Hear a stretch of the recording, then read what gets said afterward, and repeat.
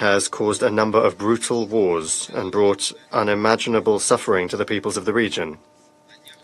The other day, we marked 400 days since the Arab-Israeli confrontation moved into the hot phase.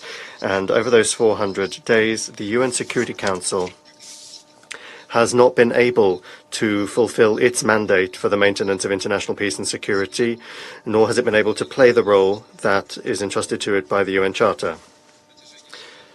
Throughout this time, having got carte blanche from Washington to take absolutely any actions, Israel, arrogantly ignoring the position of the international community, is knowingly worsening the situation.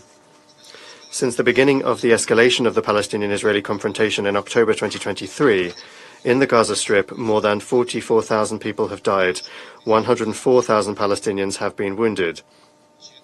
Another glaring violation of all of the norms of international law was the Israeli bombing on the eve of our meeting of the area around Kamal Adwan Hospital in the north of Gaza, as a result of which 12 medical staff, including a senior doctor, were injured.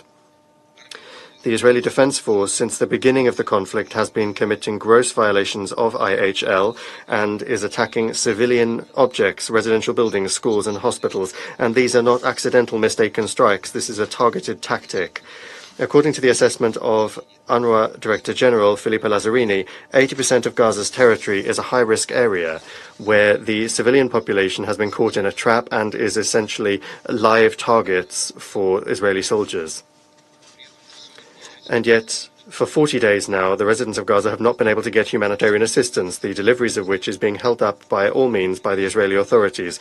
We know from humanitarians that in the past week alone, the Israeli authorities have obstructed 2/3 of humanitarian operations. All of this is taking place against the backdrop of the campaign of repression that West Jerusalem has unleashed against UNRWA due to strikes on the agency's objects. Since the beginning of the escalation, more than 230 staff members have been killed, and in total the victims of Israeli attacks are 380 humanitarian workers. This is a monstrous record, the worst in modern history. By ignoring the opinion of the overwhelming majority of UN members and violating the norms of international law and the conditions of its own admission into the World Organization, Israel has adopted bills against UNRWA that prohibit the agency's activities and withdraw the UN entity's immunities and privileges. If these decisions enter into force, the last support left in Gazans' lives will collapse because in the foreseeable future, no one will be able to replace UNRWA. We once again demand that Israel observe its international legal obligations, that it not implement or that it repeal these bills. Madam President, over 5 months, the Council has not been able to take any decision on Gaza since the USA forced through Security Council Resolution 2735 in support of the so-called Biden Plan, which was based on the false assertion that Israel had consented to a deal. In fact, West Jerusalem didn't consent to any schemes, and the entire time continued to carry out its military plans and tried to impose its demands in violation of Resolution 2735.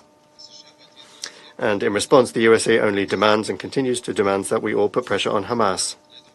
Against this backdrop, it is telling that there are regular calls for the deportation of Palestinians from Gaza coming from the Ministers of National Security and Finances of Israel. All of this speaks to the true intentions of the Israeli authorities, who don't have a negotiated solution on their agenda. Their plan is clear: to create yet another irreversible fact on the ground, a scorched, depopulated Gaza that has been emptied of Palestinians.